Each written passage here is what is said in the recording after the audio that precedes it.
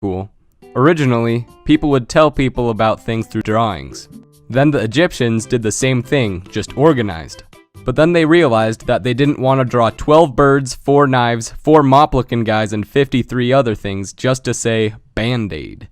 So a while later, the Romans meticulously crafted 26 letters out of random lines and the noises we make with our mouths to form the alphabet, to create words that actually make sense and aren't too complicated. These simple symbols can say literally anything imaginable just by putting them next to each other. And they are so basic that anyone can learn. It's that time again. People have always had a way to keep track of time. Originally, you just look up at the sun and your shadow to decide how early or late it was.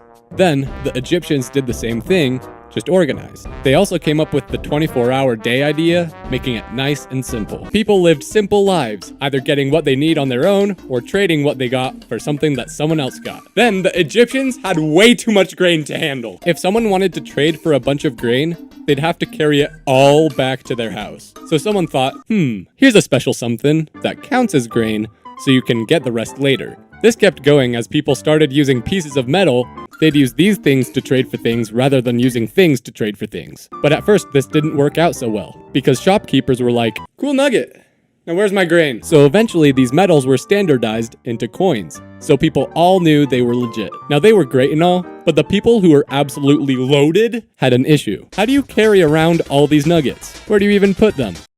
Then the Chinese came along and said, let's make some paper. But this was far from perfect. The government had all this money to dish out, but they could just literally make more. The world uses their own currency or someone else's. We've improved things like making bills hard to fake, and digital currency through banks and cards are making things more convenient than ever. This is all great.